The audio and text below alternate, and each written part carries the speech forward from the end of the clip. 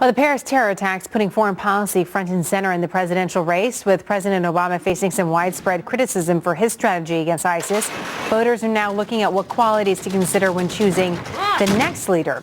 Cliff May writing about the importance of this election in a recent op-ed in the Washington Times, saying, quote, "The next commander-in-chief must resume leadership of the free world. The alternative is to forget Paris and let this cancer metastasize for another generation or two.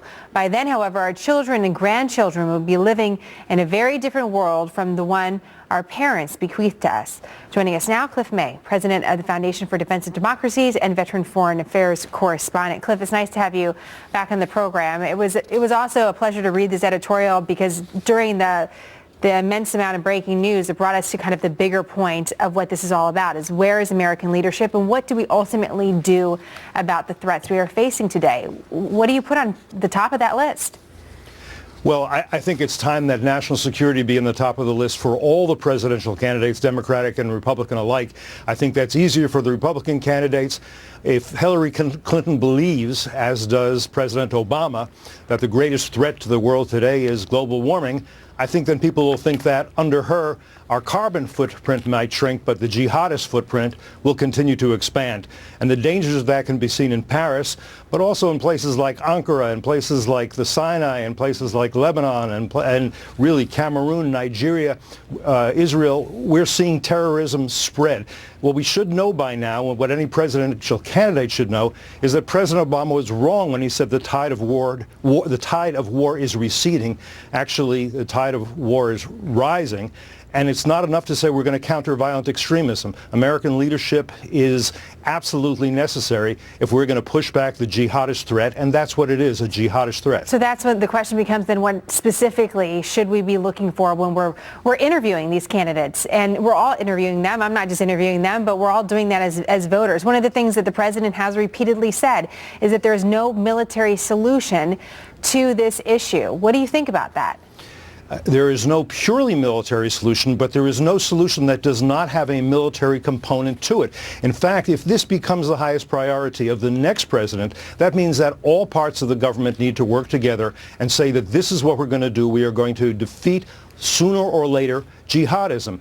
It needs to be thought of something like the Cold War. In the Cold War, we had a war of ideas. We had economic warfare. We had a strong military that couldn't be challenged. We supported our proxies who are willing to fight on the ground.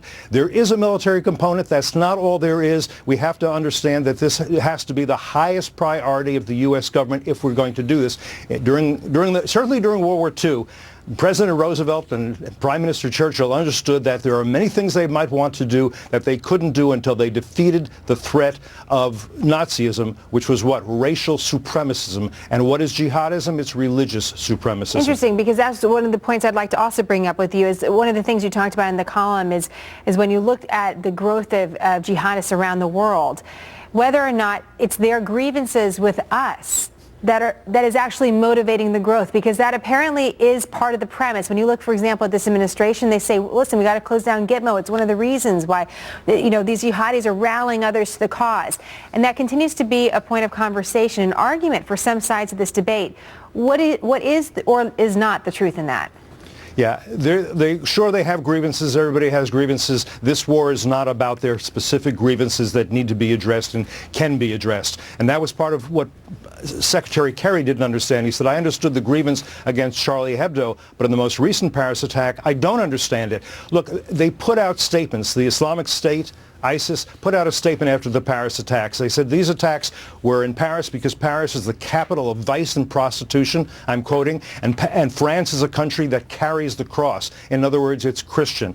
The various jihadist groups, and that includes ISIS, and that includes Al-Qaeda, and that includes the Islamic Republic of Iran, they all tell us exactly what their motivation is. We're refusing, at least in our government and a lot of our universities, just to read and listen and believe what they say. What they want to do is the establishment of a new Islamic empire.